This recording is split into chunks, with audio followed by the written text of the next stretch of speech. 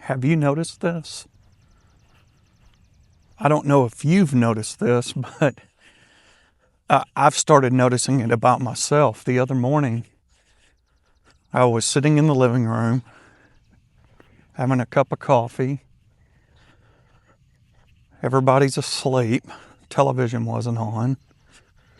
And for once, there wasn't anything requiring my attention, I should say.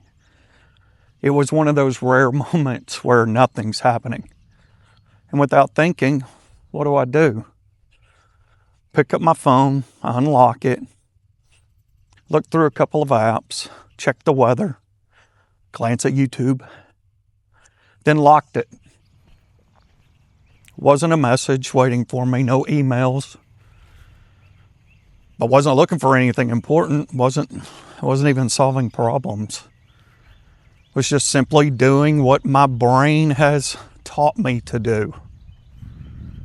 And a few minutes later, caught myself reaching for it again. It kind of stopped me. I'm Scott Finn, and this is Men's Hard Reset. It's not all bad, right? Not because looking at my phone is something terrible that has to be eliminated, but it just made me wonder how much of my life is being lived intentionally and how much is simply a result of routines that I've just built over the years and never questioned. The more I thought about it, the more I realized this is probably not just my story. I think it's the story of a lot of us. We live in a world that's every empty moment we have, it has to be filled. And before we even notice it, we're standing in line, pulling out our phones, we're driving, phone, eating dinner, phone, television. If we have 10 quiet minutes before bed, we're doom scrolling through social media until we're tired enough to fall asleep. None of these things are inherently bad. I enjoy technology, have to use it every day. My career depends on it. And on this channel, it wouldn't even exist without it. So it's not a speech about how phones are ruining civilization. Yeah, they're not. Have we forgotten the value of silence? When I was young, quite a while ago, there were long stretches of the day where nothing was competing for my attention. I remember driving around with nothing but the sound of the engine and my own thoughts. Working in a garage for hours without headphones, sitting on the porch, and simply watching the sun go down. At times, those moments really didn't seem important. But looking back, I think they're some of the most productive moments of my life.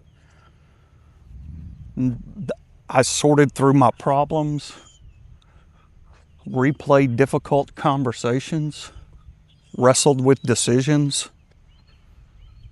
dreamed about the future. Those quiet moments weren't empty actually at all. They were clarifying. Lately, I've started to ask myself whether we're accidentally designing that part of our life out of existence. Doesn't seem to matter whether they're 35 or 65, whether they're working 60 hours a week or recently retired, whether they're married, divorced, successful, struggling. They're all saying the same thing, same version. They just don't feel like themselves anymore. That's disheartening. Those words really stuck with me because I think they're describing something deeper than exhaustion or stress. They're describing a slow drift away from the person they hoped to become. And for years, I assumed The answer was motivation. Read another book, listen to another podcast, watch another inspirational video. Not so sure anymore. Can we escape? I wonder if the answer isn't more motivation at all. I wonder if it's less noise. Because purpose rarely arrives when people are distracted.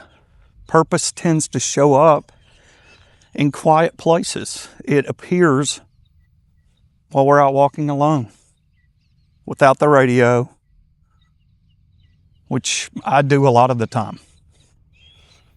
Sitting on the back porch after everyone else has gone inside, while you're praying, working with your hands. I became to notice that every major decision in my life came down to something just like that. Deciding to get healthier didn't happen because someone yelled at me. Building these YouTube channels didn't happen because I watched one great motivational speech. These decisions grew slowly while I gave myself enough room to think about it, honestly, where my life was headed. I believe most people are suffering not from a lack of motivation. I think many of us simply have lost the habit of listening to ourselves. Does the noise ever stop? We've become so accustomed to constant stimulation that silence feels uncomfortable.